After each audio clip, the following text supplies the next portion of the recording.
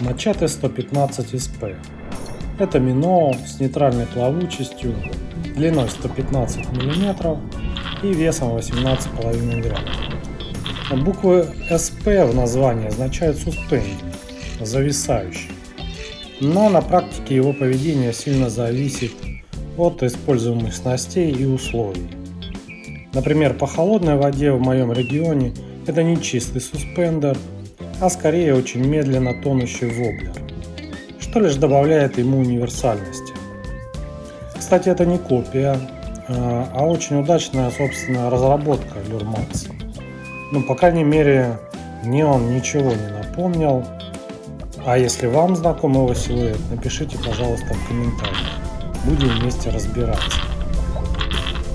Возможно, конечно, инженеры вдохновились воблером Balisong. Есть какие-то знакомые черты, но не более. В целом Lurmax смог создать продукт, который имеет оригинальную игру и стабильно ловит рыбу в наших условиях. Конструкция и дизайн. Корпус. Классический, прогонистый, миноу. С довольно сплюснутым профилем по бокам. Эта особенность, кстати, очень сильно влияет на его игру при рывках. Но об этом позже. Качество сборки в своей ценовой категории хорошее. Покрытие выдерживает многочисленные поклевки. Фурнитура. Качественные тройники, достаточно острые, японского происхождения. Заводные колечки правильной геометрии, петли крепкие и герметичные. Расцветки. Широкая палитра, от натуральных до провокационных, кислотных. Лично у меня традиционно лучше всего ловила расцветка арбуз. Лопасть. Среднего размера и угла, что задает воблеру активную, но не чрезмерно агрессивную игру.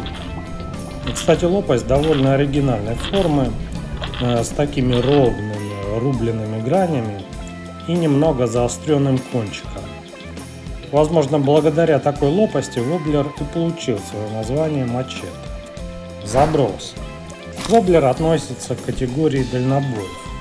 Благодаря приличному весу, правильной форме и хорошей системе дальнего заброса он улетает буквально за горизонт. В общем, в моей коробке он находится в топе приманок с дальнобойным и точным забросом.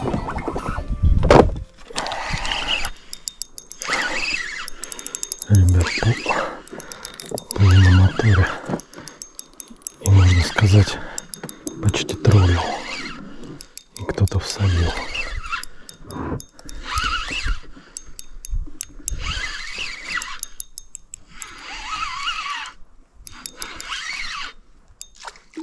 Щука.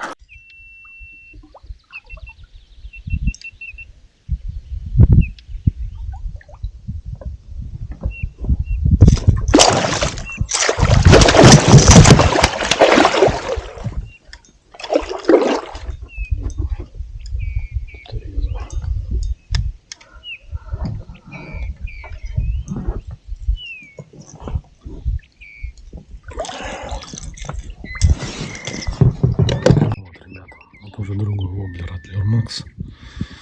Это мачете 115. Но расцветка та же, как у Кинга. Он поднесла щуку. Игра и проводки. Здесь, как мне кажется, и кроется главный секрет успеха мачете. Равномерная проводка. Дает такую размашистую, энергичную игру с хорошей амплитудой. Воблер активно переваливается с бока на бок, создавая сильные колебания. В общем, отлично привлекает активного хищника с дальнего расстояния. Stop and Go. Одна из лучших проводок. При паузе воблер начинает медленно тонуть, зависать или планировать, в зависимости от условий, что является критически важным триггером для пассивной хищной рыбы. Особенно щуки.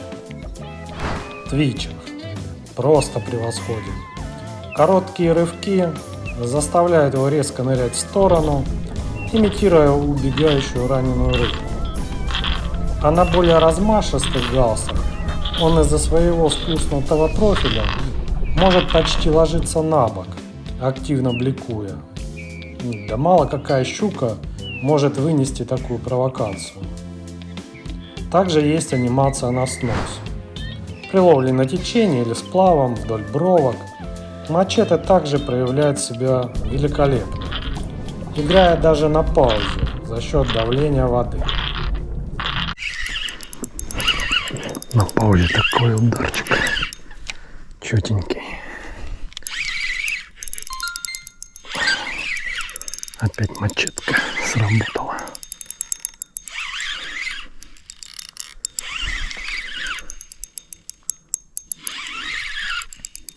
Упирается.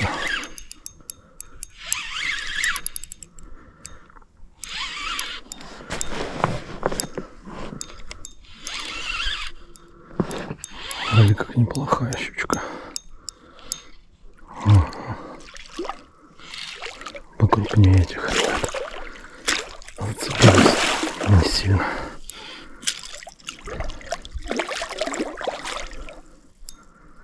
Зацепилась только за один тройничок.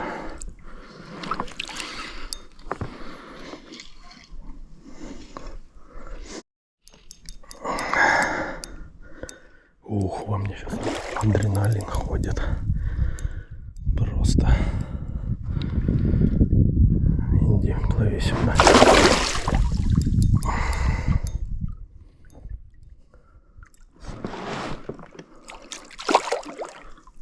Блин, не хочет сдаваться.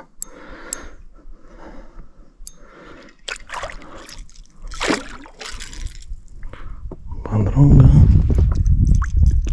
Все. О. Ну вот, у меня до сих пор тело дрожит. Так, поклевка была, кстати, такая легенькая, четенькая. Ну, щука оказалась прям вообще хорошая. Ну, трешка, я говорю, такая прям уверенная.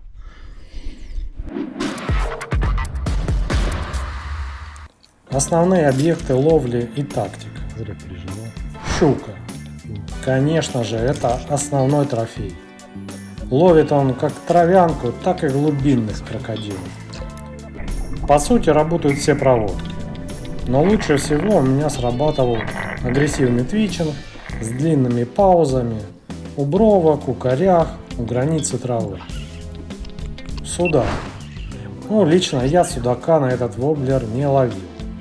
Но другие рыбаки успешно его ловят даже на троллинг. Окунь и жерех. Ну, конечно, это не профильная рыба для этой приманки.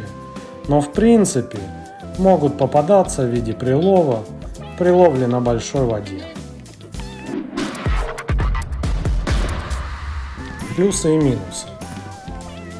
К плюсам можно отнести хорошее соотношение цены и эффективности.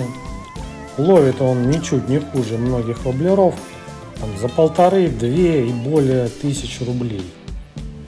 Отличная игра, особенно на паузах и твичинге.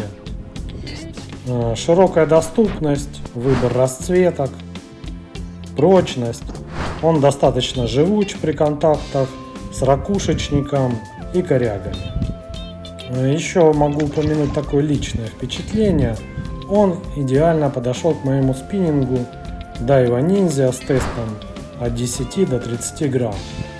Он отлично им забрасывается за горизонт буквально и точно еще. И анимируется прекрасно. Минусы. Да, честно говоря, про минусы пока сказать нечего. Возможно, со временем всплывут какие-то нюансы. Может быть, там краска начнет слазить или что-то сломается. Но пока этот воблер без заметных слабых мест. Ну вот, ребят, это уже щука. Гораздо приятнее. Видите, какие зубяки. Пасть. Ну, они тут какие-то странные. Все-таки у них пасть какая-то короткая. Какие-то странные. В общем, вид щуки в этом пруду очень-очень странный. С короткой пастью, с каким-то коротким хвостом и довольно объемным телом. По крайней мере, пока такие мне попадаются. Подводим итоги. Luramax Machete 115 SP – это такой рабочий инструмент, must-have, который прекрасно ловит хищника. Это тот воблер, который можно смело рекомендовать и новичку в качестве первой серьезной приманки для изучения твичинга, и опытному рыболову в качестве проверенного рабочего инструмента, который, в общем, не жалко отправить в такие крепкие места. Он, конечно, не претендует на приз высокотехнологичного такого топового воблера, но он делает самое главное – стабильно ловит рыбу. Его уловистость, помноженная на достаточно демократичную цену, в общем, и заставила меня поместить его в свою коробку. А если у вас его еще нет, то рекомендую попробовать. На этом я буду свой обзор заканчивать. Если у вас остались вопросы, пишите их в комментариях. Также пишите, если вы его уже пробовали и какие ваши впечатления от данной приманки. А у меня на этом все. Всем счастливо, всем пока!